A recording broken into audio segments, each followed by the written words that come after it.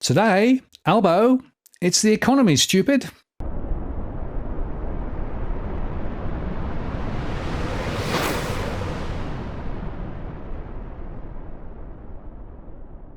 Hello again, it's Martin North from Digital Finance Analysis, one latest post covering finance and property news.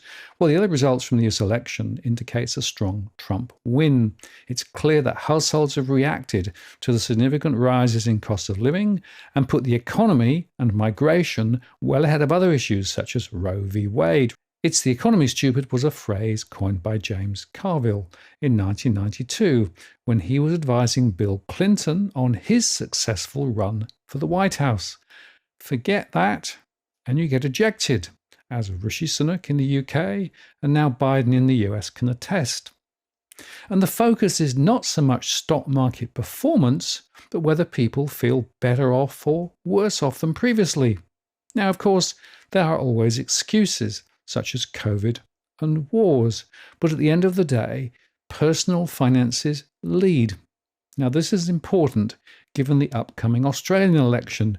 And to that end, it's worth underscoring that while the first wave of inflation in Australia was also global and pandemic related, the second wave in Australia emanating from the Ukraine war shock transpired in the first weeks of the Albanese government. It was actually never an issue for the outgoing Morrison regime, and it was Albo's cowards that dropped the ball completely through most of 2022. For example, Resources Minister Matt King repeatedly succumbed to gas cartel techniques of persuasion, and Industry Minister Ed Husak acted too late and without enough vigour to change his government's mind. Energy Minister Chris Bowen went missing in action. Treasury Jim Chalmers projected fear of the cartel at every turn, cutting off moves for domestic reservations and also super profit taxes.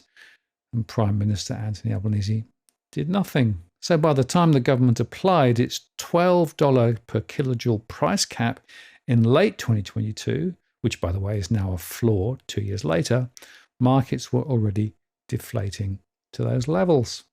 And in addition, of course, there is also the issue of Albo's wildly out of control immigration surge, which sent rental inflation nuts.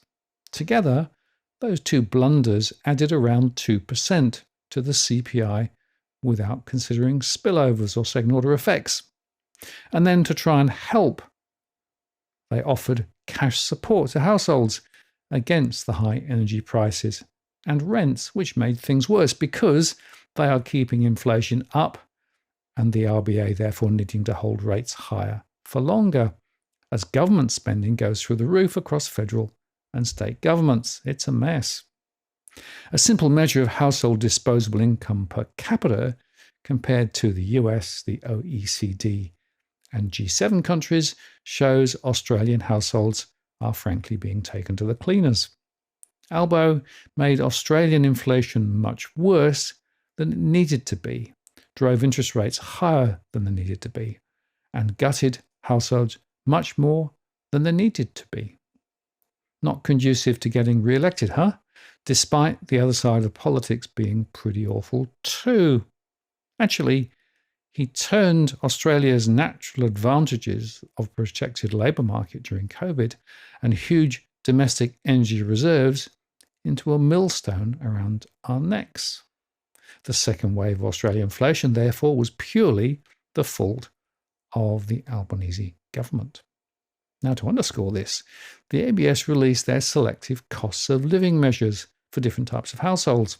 Now, this is different from the CPI because it includes housing costs, but does factor in government support like rental and energy subsidies.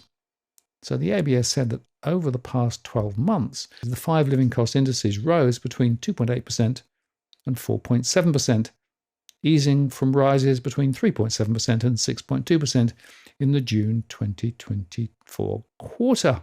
Annual falls in electricity and automotive fuel prices contributed to the moderation in annual living costs for all household types this quarter, they said, thanks, of course, to government support.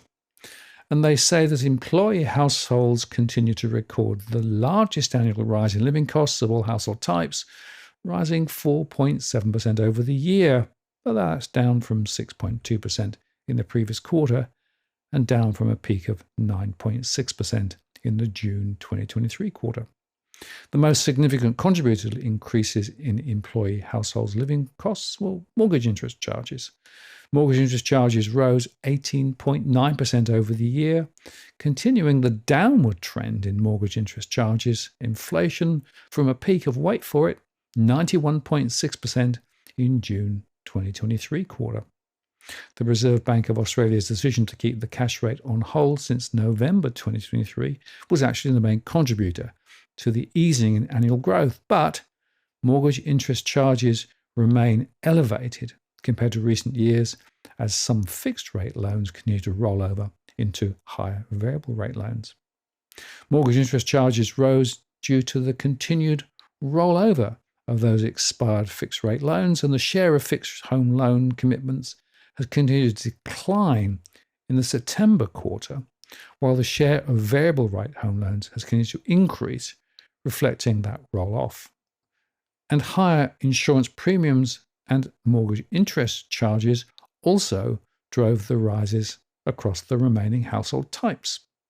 The remaining 4 household types recorded annual rises of cost of living between 2.8 and 4.4%. Insurance and financial services was the main contributor across those household types. Higher premiums for motor vehicles, house, and home contents insurance over the past 12 months have resulted in strong annual growth in insurance across all household types. And strong rises in mortgage interest charges over the past 12 months also contributed to the annual rise in living costs across most household types. Self-funded retiree households continue to record the lowest annual rise in living costs of all household types, rising 2.8% over the year, down from 3.8% in the previous quarter. Insurance and financial services and food and non-alcoholic beverages were the main contributors to the rises in annual living costs across most household types. The annual falls in electricity and automotive fuel prices had an offsetting impact to increases in the annual living costs for all household types this quarter. All household types recorded falls in electricity prices driven by the introduction of the 2024-25 Commonwealth Energy Bill Relief Fund, plus rebates to state governments in Queensland, Western Australia and Tasmania from July. So all up, the real costs of living are still significantly elevated compared with the start of Albo's government. So they risk becoming a one-term government with polls neck and neck at the moment.